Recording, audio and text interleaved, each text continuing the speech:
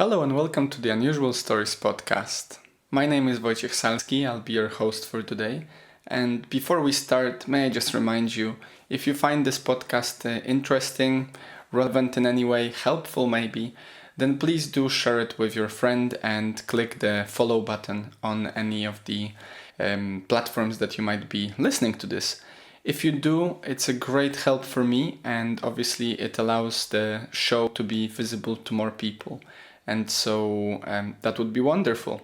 Otherwise, if you'd like to support the podcast in the other way, or maybe just send me an email and ask a question or just express your appreciation, then please do follow the link below and it will take you to all the options there. So yeah, thank you for your time anyhow. Now, funnily enough, and it's actually not that funny to be honest, I've been dreading this episode a little bit. And so just a disclaimer as we start, because the topic of our episode today is the Gulag Archipelago, the book by Aleksandr Solzhenitsyn. I've been dreading it, I think, because it feels for me like a great burden in a way, and a grand opportunity, but also a grand challenge to even start and unpack this truly horrific and yet so profound and important book for you here. So I literally just finished it 5 minutes ago. I listened to the afterword because I ended up first started to read it on my own on a PDF form, and then as I managed to go through the tom number 1, I've realized that it's just that, it's tom number 1, and then I have another, part 1 was done and part 2 and 3, and the book itself is huge, right? So I did look it up, and I found out that in 2018 it was republished with the support and foreword by Jordan Peterson himself as an unabridged version, which basically allows us to listen to it as well as read, and it's all in one place, and it's slightly shorter, basically taking away the parts that did not feel fully essential to the book's structure. So that's just a disclaimer, and I did listen to it in the end. So I read 1/3 and I listened to the 2/3 before coming around to take some notes. I did take notes throughout the book, and to even start thinking, how can I give it my whole, and how can I make sure that this episode is going to be even in the littlest way reflective of the book's quality and the book's message, which is obviously quite a heavy one. So yeah, just pardon me if I do not give it justice it deserves. I think it's a book that everyone should read, and therefore this episode might be slightly longer as well. I have made many more points than usual that I would like to bring up with you, and I will stumble my way through to deliver just that. So please bear with me and hopefully enjoy the ride, as much as one can.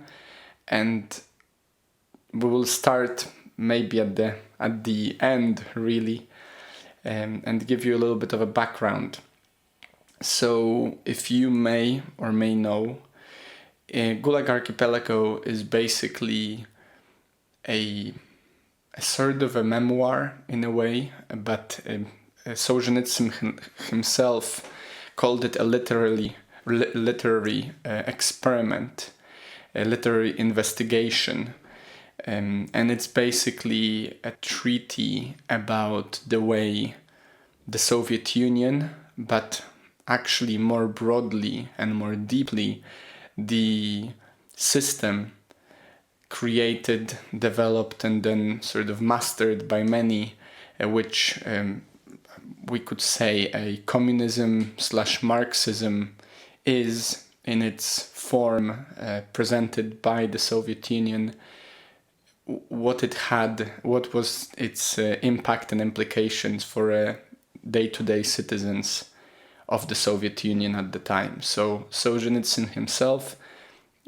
he joined the army and fought in the Second World War, and sometime around the time when this book became, in a way, an idea, I guess, in his mind, he was approached and stopped and ultimately taken through the grinder, as he called it himself, the meat grinder of the system of punishment, of the system of katorga, which the Gulag Archipelago was.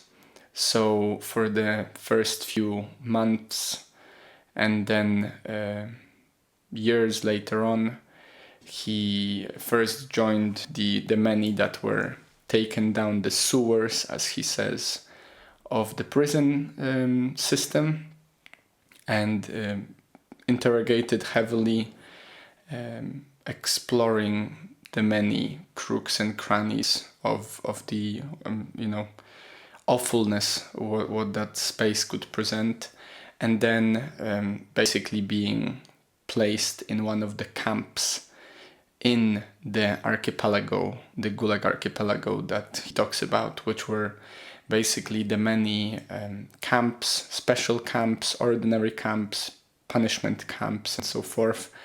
Many names, but the same idea. Places where the system would throw people that were somewhat, maybe by their own definition, dangerous to the system itself, and they would basically drive them to extinction, whether by working them through until they die, or by simply killing them in the many different forms that human species managed to develop for killing.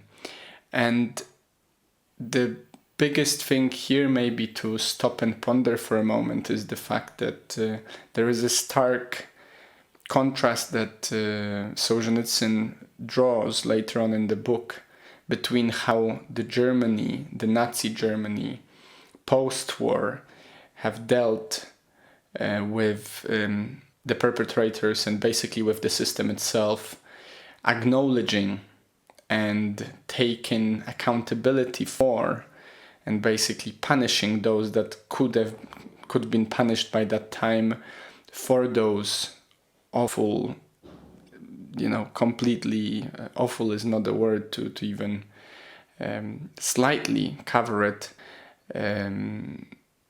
things that happened. Whereas in contrast, Solzhenitsyn points out that in many ways the system itself, as well as the perpetrators of that system in Soviet Russia and post-Soviet Russia, were not actually held accountable.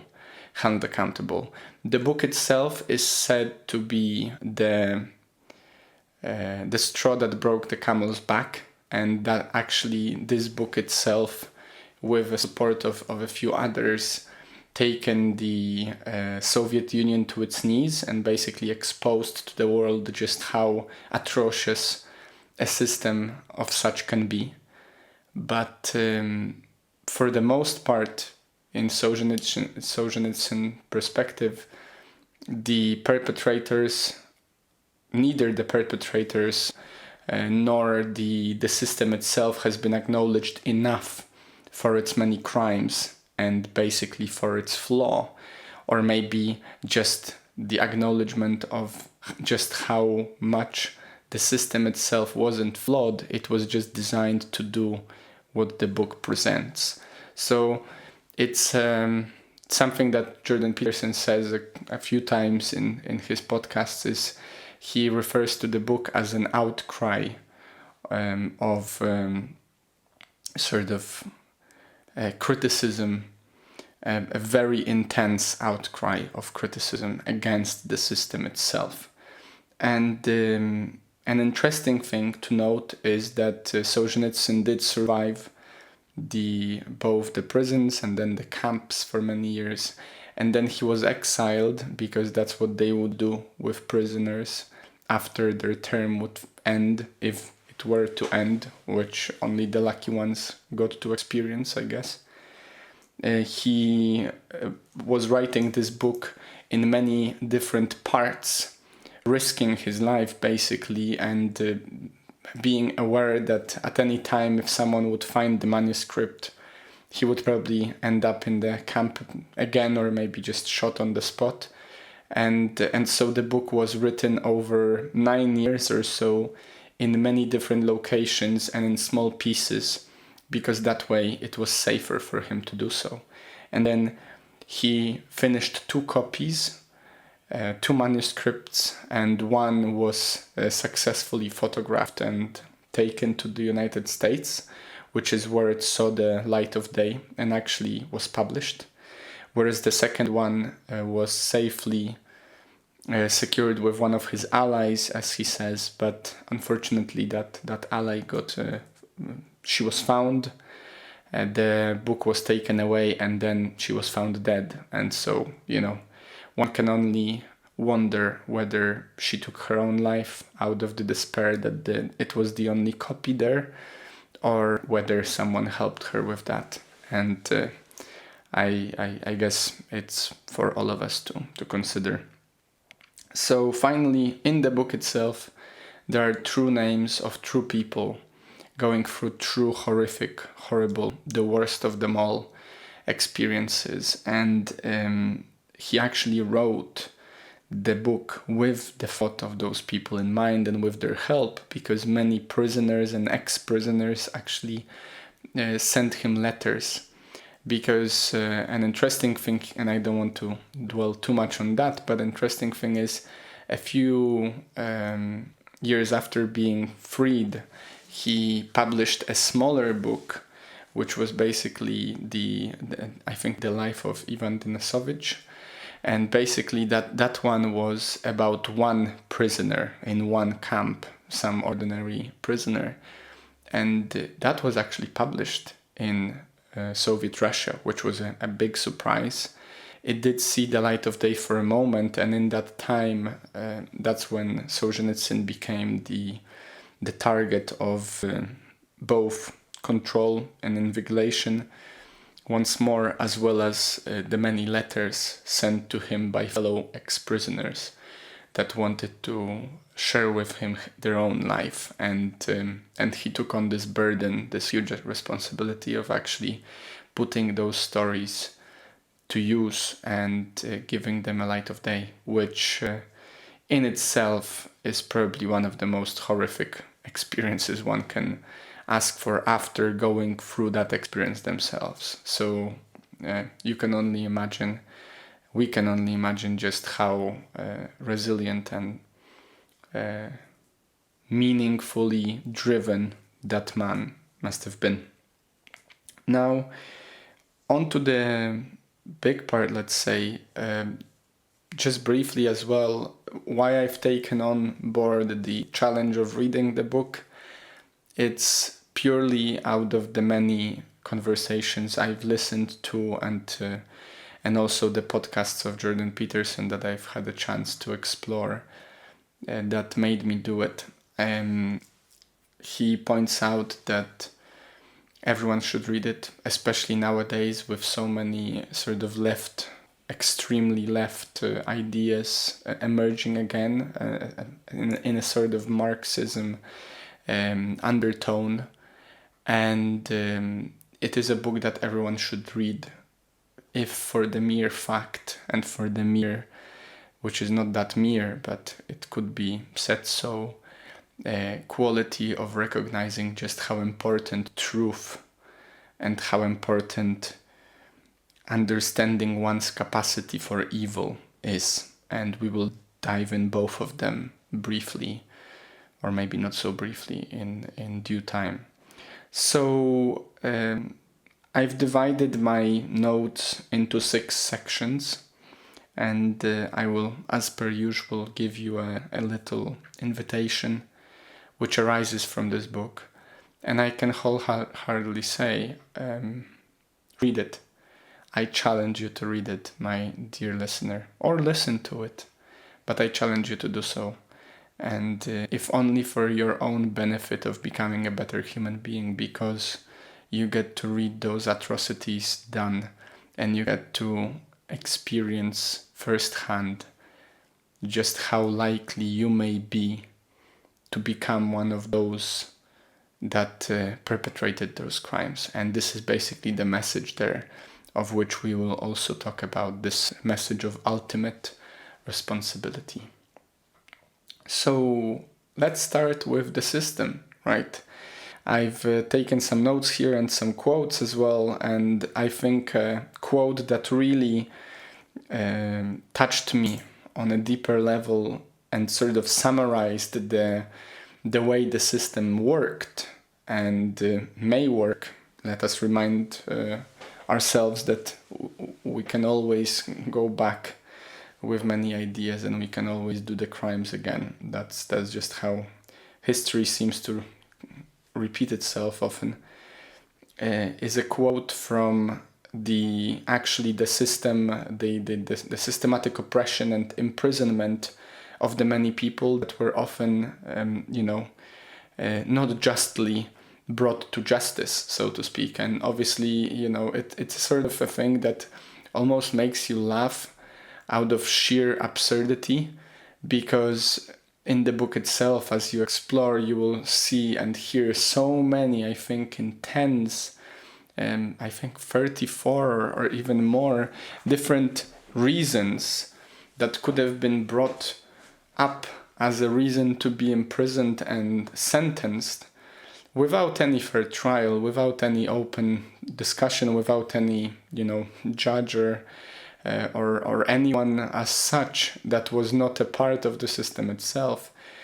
And that actually the only thing was for the investigator to be done was to find a reason. And it wasn't difficult to find a reason, because if there was no reason to be found, they just chose out of the litany of absurdities that they've had in their books. So the quote is, "Give us a person and we'll find a reason." Which I think in itself is quite a scary idea. It reminds me a little bit of this idea that you potentially could be trialed for something that you were intending of doing, but no one has a proof that you were actually intending it, but it sounds scary enough that you've intended it, so why wouldn't we sentence you just as a precaution? And I guess that was the whole problem with the 58s, which 58s were people sentenced under the paragraph of 58, which was for the political crime. So all the political prisoners, for example, as Solzhenitsyn, because he actually got brought to justice because he sent a letter to his friend from the front line saying that it seems like Stalin has made a mistake with his choice of offensive, which, it's just one of the many examples. You could literally be trialed and sentenced for anything. You've said anything against the state, you are gone. And it is something that is still a very big problem, for example, in a country like North Korea. And in many ways, this is what the Maoist China was also about. It's a very similar story.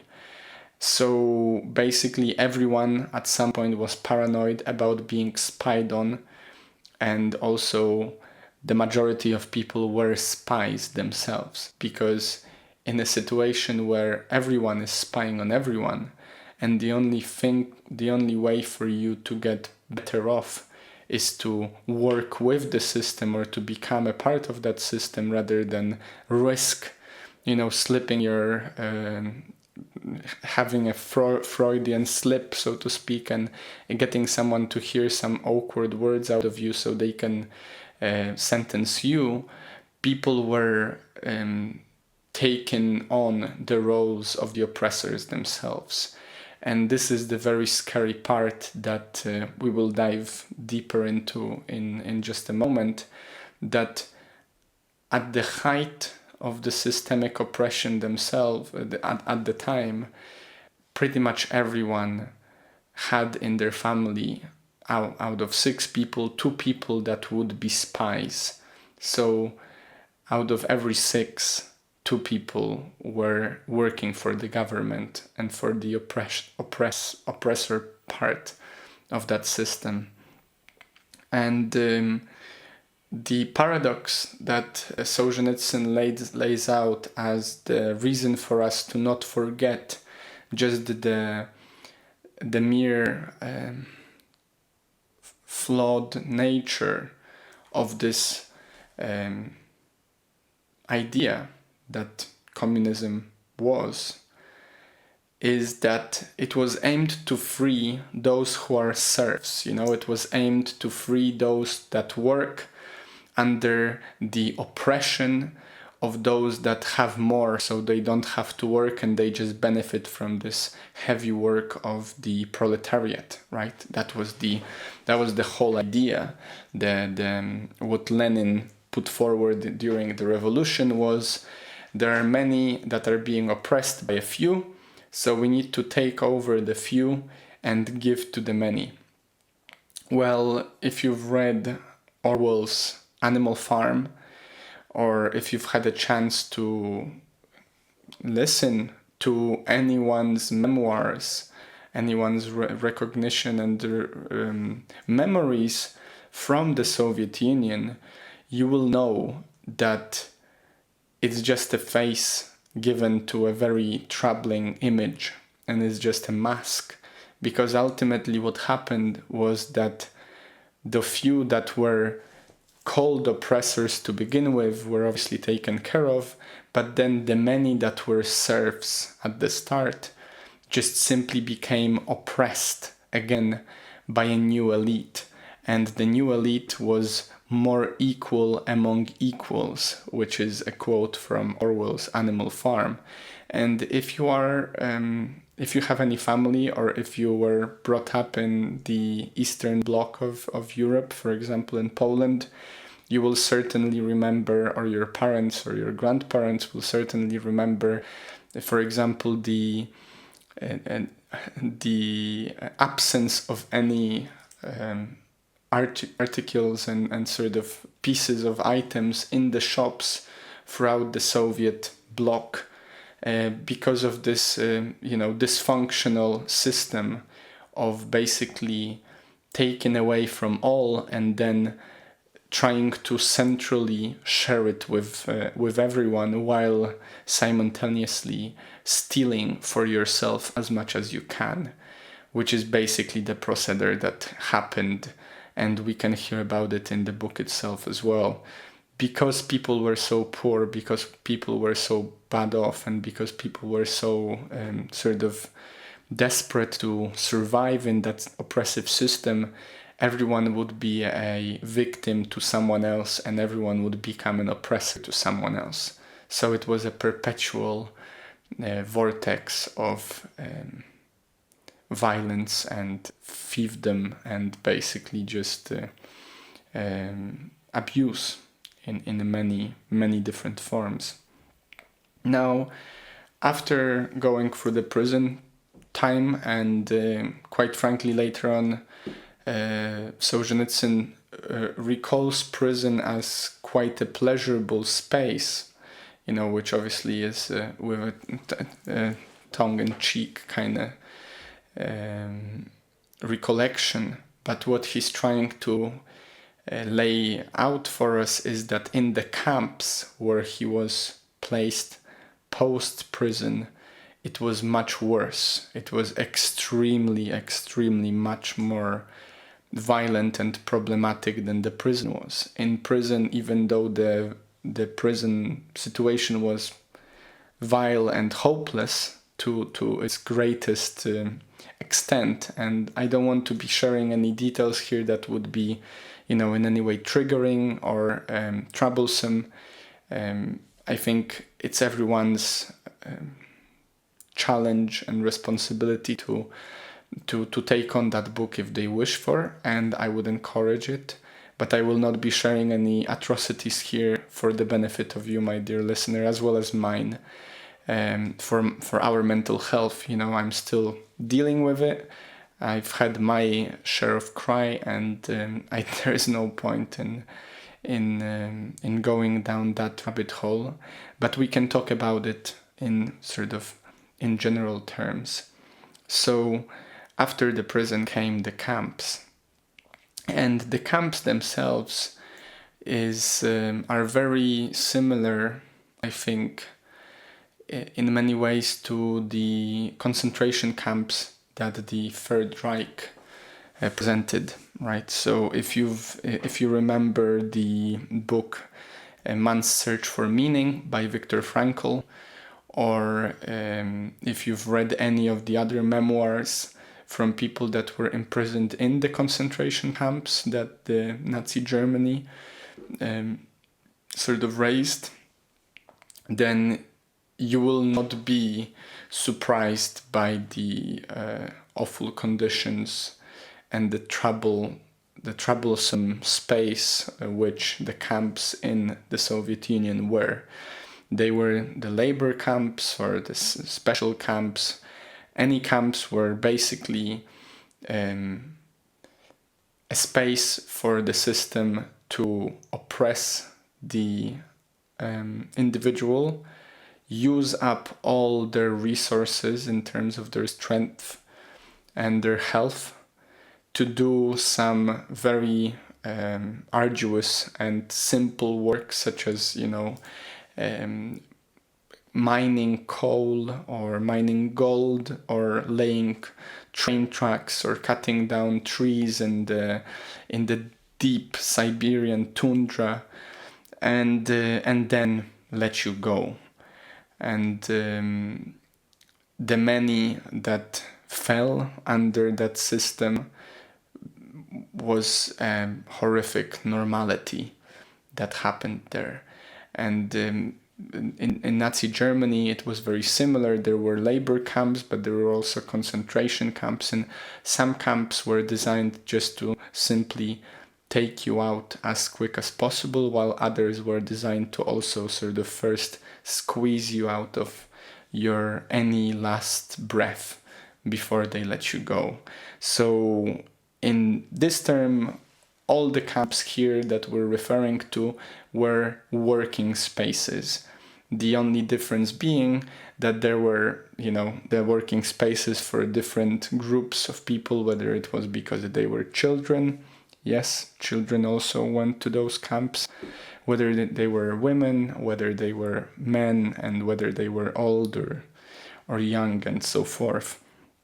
Now, the interesting thing that I wanted to raise here, that I've taken note of is later in the book, while in the camp and reflecting on this space, Solzhenitsyn points out that the juxtaposition, the contrast between serfdom and imprisonment, and underlines what I've said just a moment ago, that actually the system's design was obviously not reflective of what it actually did, because basically what happened is under the guise of making people free from serfdom, the majority became prisoners, and imprisonment was much worse than serfdom. And he brings up some ideas here. For example, a serf in a feudal space would work somewhere around 8 to 10 hours a day, and then rest in their own bed, have a meal, go to sleep, maybe even have some time with their own family, and then go back to work the next day. Whereas the prisoners often did not have any of those things, and were often made work as long as they could, potentially even without a stop for 2 shifts, which basically meant 12 hours after 12 hours without any break, or simply with coming back to the barracks, getting a ladle of gruel, which was the soup that they were given, and then marching out to work again. and the conditions, as you can imagine, were much more dire than a serf led by a master who wants the serf to last would be. And this is the main point, I think the crucial point here, that there was no inclination to make the life and the work of those imprisoned any easier, because there was no benefit to that, and it costed. And obviously you can imagine that the costs there were not too lightly taken, considering the whole system was corrupt and basically broken. And so those people were not given any support. It was merely to use your strength and your time and your breath and then let you go. And if you managed to escape, you might have been the lucky one. Not many could. And if you managed to die in the meantime, yet again, in a sense, Solzhenitsyn points out, you might have been the lucky one. So that's a huge tragedy to consider. Now, an interesting thing also on the camps is that the youth, which were brought up in the camps or were brought to camps at the ripe age of 10 and above, were very quickly observed by Solzhenitsyn to become a part of the oppressing group. And you might be surprised, well, what do you mean by that? And so the surprise here is, for the most part, prisoners were running the camps. And I know it sounds absurd and also vile and awful and tragic, but basically the system was laid out in a way that there were common criminals that were put in place to terrorize the political prisoners, and also you could go up the ranks of the prisoner space and become one of the oppressors themselves, right? So some camps at the very beginning were still run by sort of police and some sort of military units, but later on, especially at a later stage, and may I remind you, this lasted for decades, really, and might be still there, who knows, considering just how corrupt our ability to know what's true in news internationally is. They were basically run by prisoners who decided to join in the corruption itself.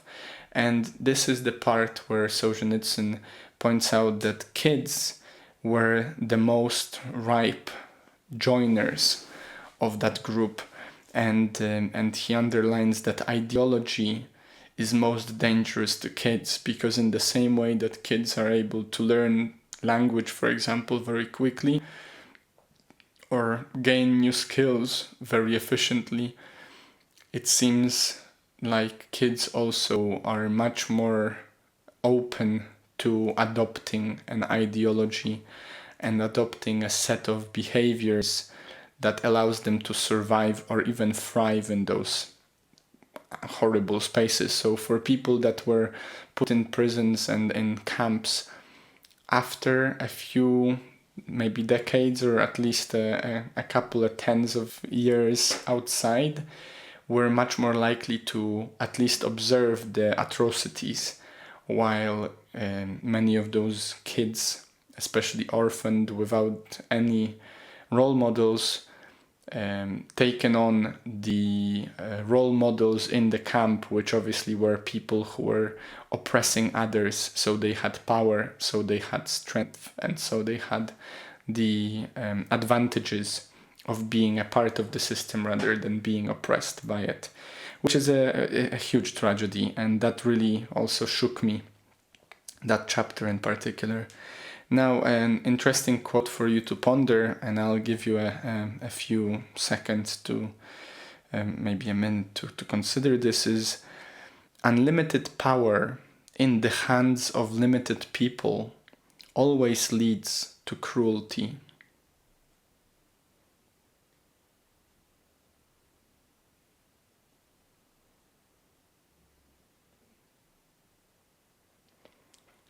For me, this quote was a very straightforward statement that sort of summarized this part of the book, which dealt with the fact that the oppressors were at some point in time, the majority of them were the initially oppressed that simply became oppressors as they joined in the ranks and sort of found their way through to survive and thrive in this awful space that the camps offered.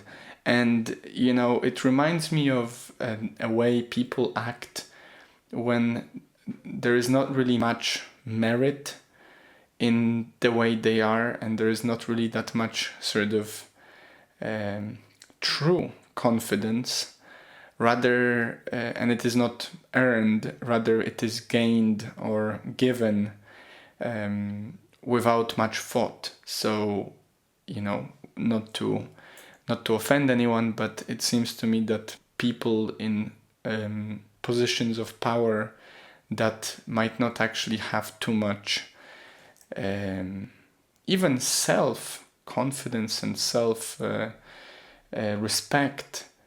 are more likely to abuse the power they are given than people that know that yielding this power comes with a great responsibility. And I guess this is the narrative that many superhero movies talk about, that with great power comes great responsibility.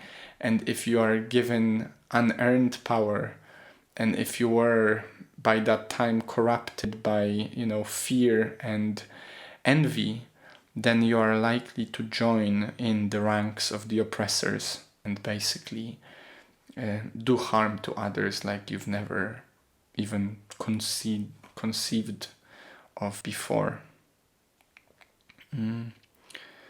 Now, I don't want to spend too much time here because, as I said, I want to keep this episode quite serious and reserved rather than sort of dwelling on the suffering. But on the suffering, I did write down a few notes, a particular one being that force and coercion, making people do something they don't want to do, always leads to evading responsibilities and inefficient activity. And this is a very practical note to take with us as we go forward with our lives. And definitely if you're a manager, if you're a parent, if you're a friend that is trying to help another friend, if you're a boyfriend, girlfriend of someone, or a married couple, by forcing a person to do something, by coercing them in any way to do something, you are likely getting the least efficient and potentially even a negative result. Because by pushing someone to do something, you make them unlikely to want to do it. The mere definition of this is they don't want to do it, so you push them to do it. But because of that, it is very inefficient and it is likely to your and their own demise. And this is a great point to make, especially by Solzhenitsyn in his literary experiment, that the system designed to oppress and abuse and sort of suck out from the person as much as it can before they let them go to perish is basically broken. It's made to abuse and to destroy. It's not made to be productive. And so he spent some time describing just the ingenious ways in which the prisoners would avoid work or make sure that the work they were doing was in the least possible acceptable standard, because they were able to survive longer by avoiding strenuous work in the first place. So, you know, from things like breaking the tools so they cannot work, or pretending something was done only for the warder to discover that it wasn't later on, and so forth, avoiding certain areas or avoiding certain gazes. Basically, those people, all they were trying to do was to survive, and by being coerced and forced to do things, they were not only resentful and unhappy with the situation, but also very, very inefficient. So especially in a career sort of business way or in a professional space, make sure, if you want to be a good leader or a good manager, make sure that you don't force and coerce, rather than you inspire and lead by example, because you will get much more from people doing that. And so now coming to the major chunk of the book, and I did find these parts to be the most moving, the most powerful, the most sad as well, maybe a little bit disturbing as well, was the part when Solzhenitsyn talks about the later time and the many protests, the many escape tries, and the many people that, in spite of all the suffering and in spite of all the things playing against them to make them join these groups of oppression-driven individuals, did not break. And basically, something that I've literally taken note here, word for word, that I'm going to read to you, is Solzhenitsyn very early on tried to figure out if there is something that he could have done different in his life, not to end up where he ended up. And he lays out this argument, this idea that we are extremely responsible for everything that happens to us. We are responsible for everything that happens to us to some extent.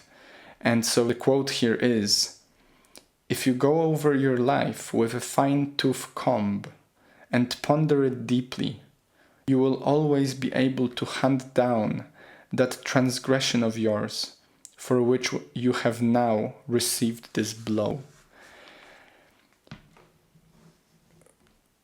Potentially in a way to stay sane, potentially in a way to absolve those around him and to not hold grudge and resentment that would be toxic to his soul and to his life.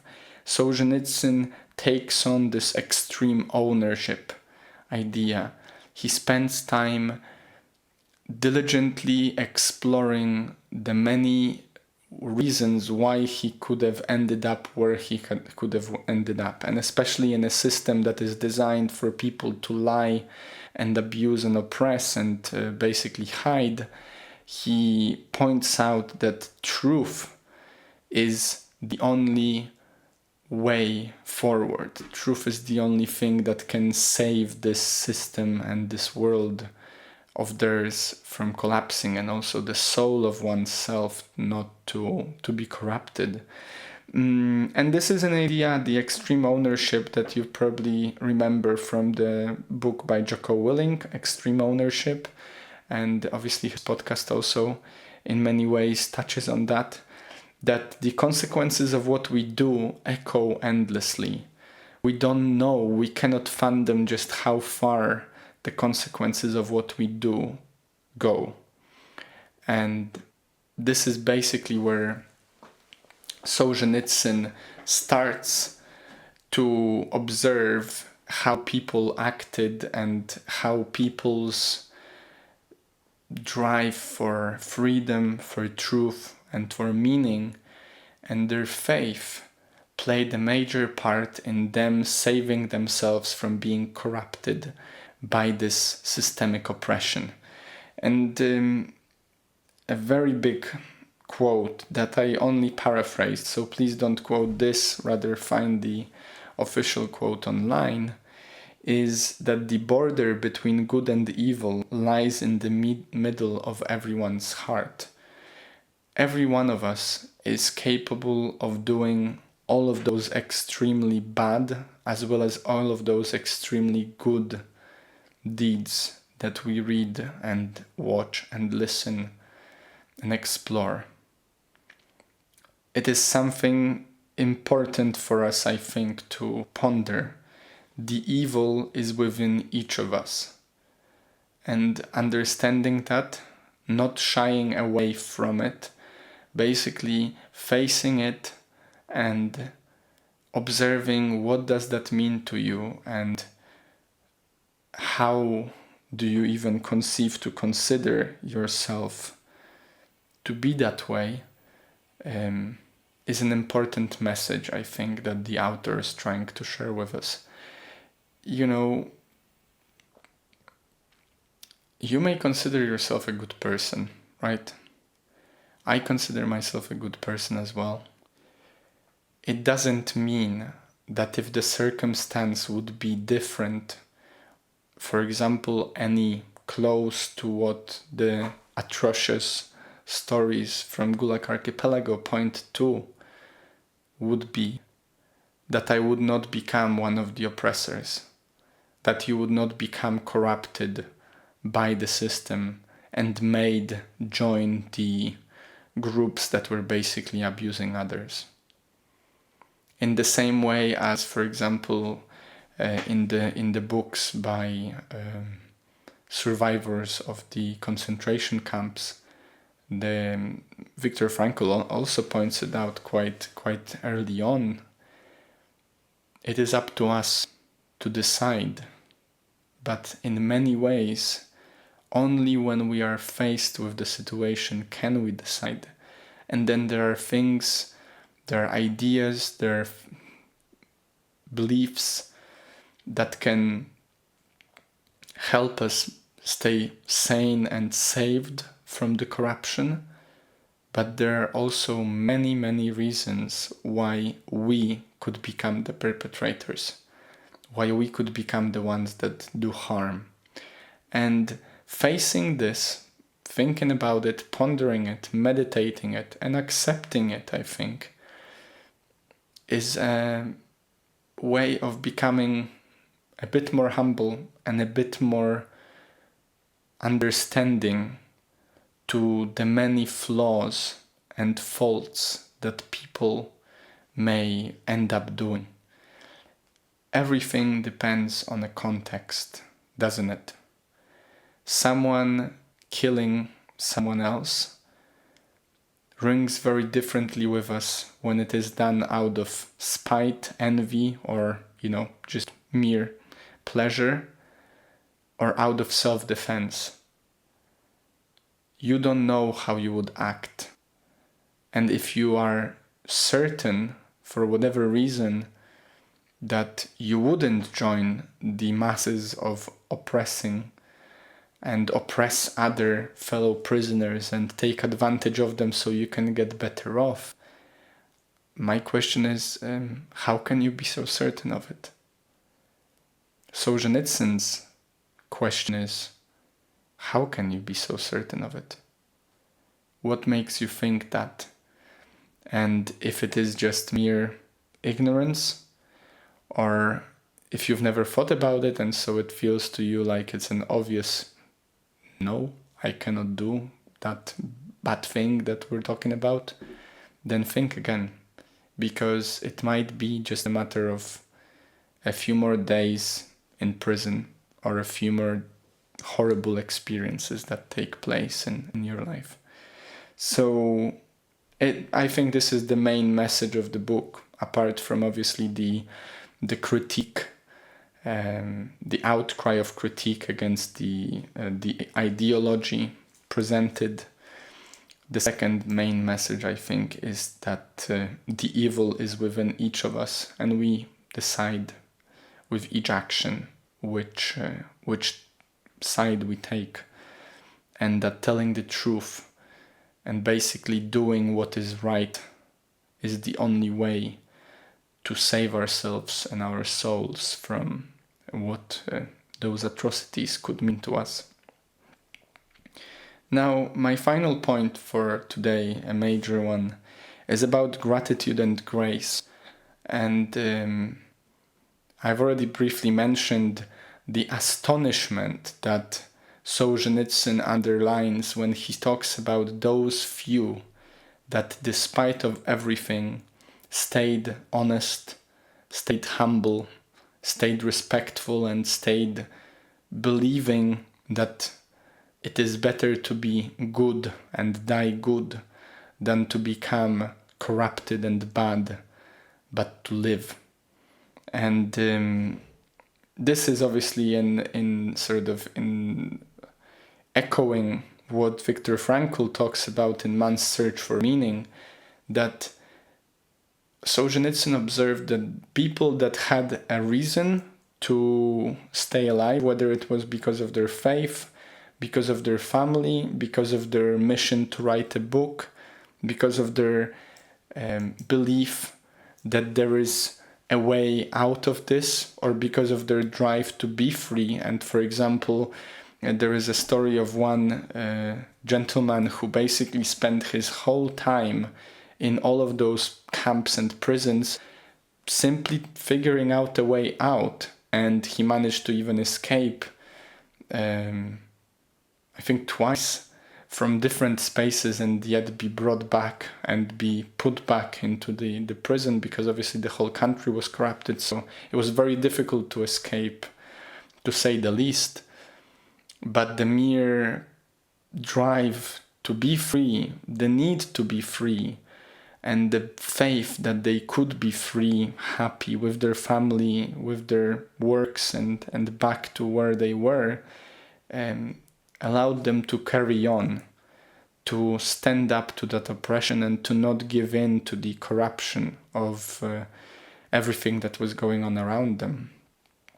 And the point that I underlined here is he was amazed that not all were corrupted, because that was the true testimony that we are capable of not becoming corrupted.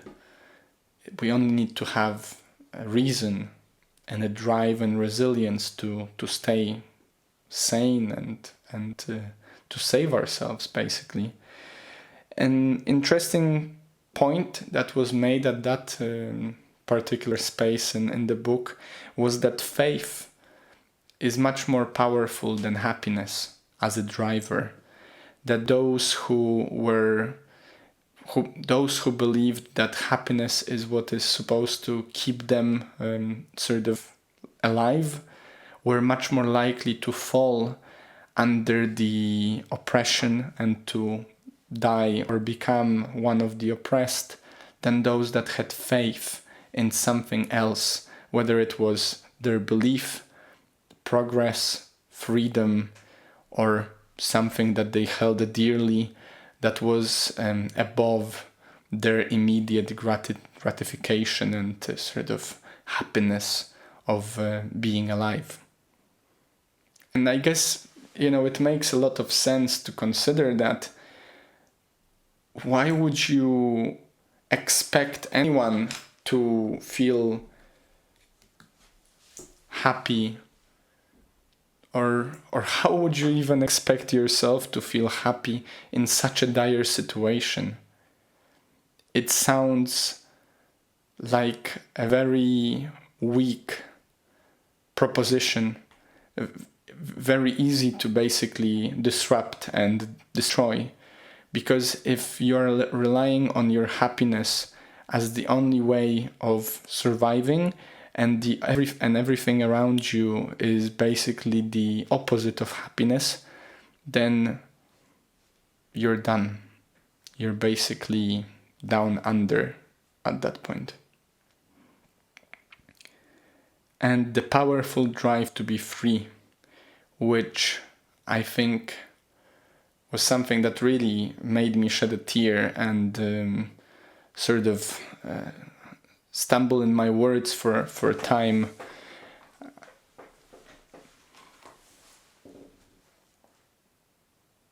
we not often consider, I don't think we ever consider really in our day-to-day life, and so hopefully this space is for you to do just that, how lucky, blessed, privileged, favored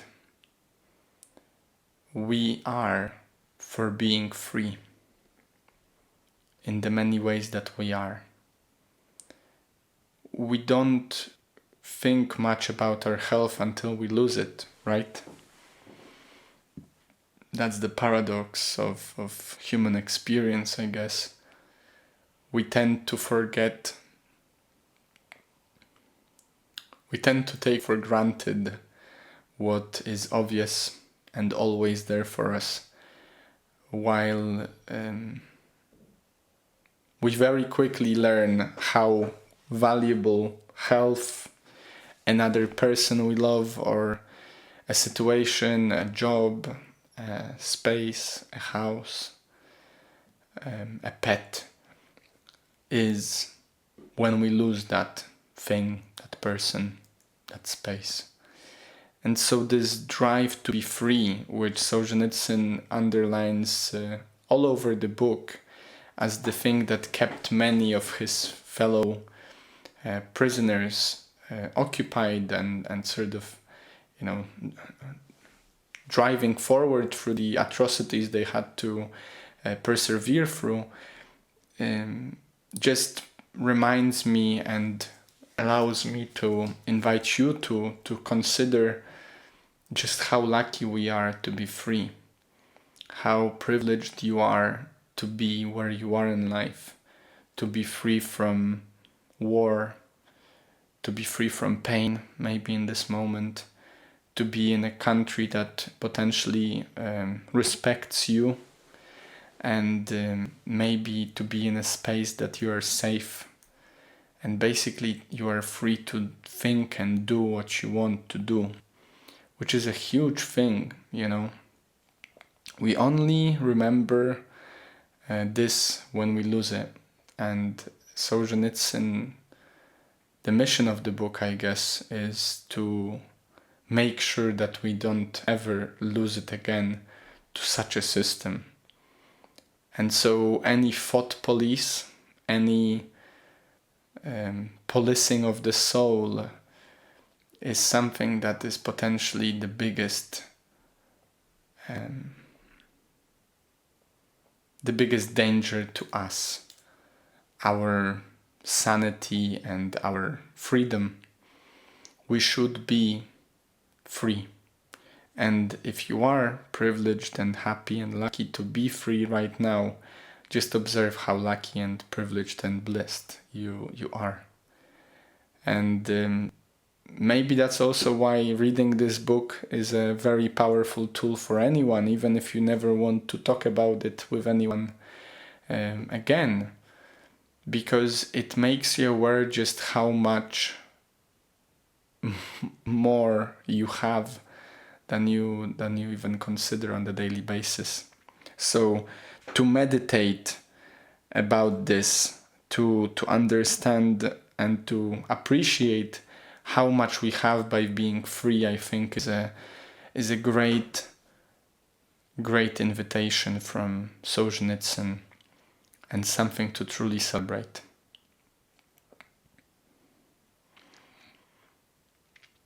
Now, following all this, and I don't want to give you too much. I think at this point it's a fair discussion, and also quite a challenge for me, I must say.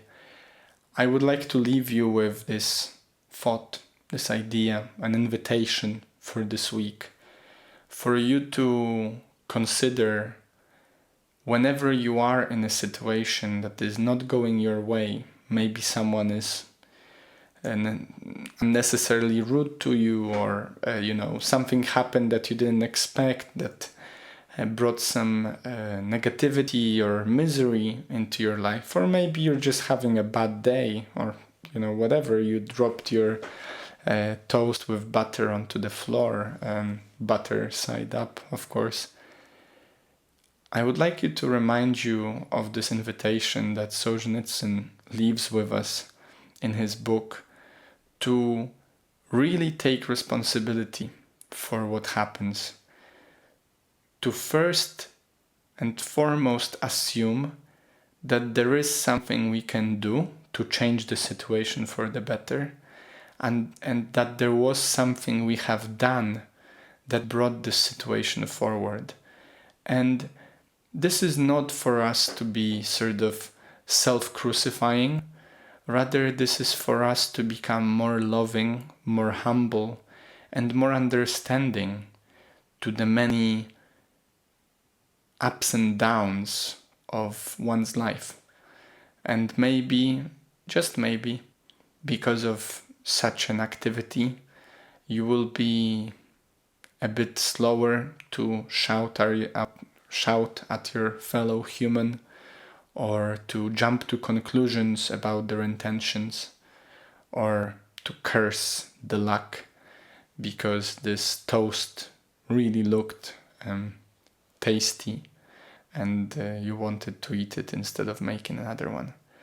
You know, I don't want to trivialize it in the slightest. I think this truly is an important thing to take note of, and if we all bear a load, and I truly believe that, if we all take responsibility for at least making ourselves better and our lives better, in due time those activities and those efforts will echo outward, and maybe, just maybe, the world will be a better place because of us and our activity. And it certainly is because of Solzhenitsyn's work and the work of many others that are sort of exposing the flaws and atrocities that error in judgment or ignorance may bring upon us. So yeah. Thank you for staying with me throughout this audible adventure. I know I went slightly over time, but I did think this episode was an important one to share with you. And I hope it was useful. I hope it was powerful, and I hope it was something that you needed to hear today to make your life a little bit better. So have a wonderful week. Stay happy, stay healthy, and I'll see you next time.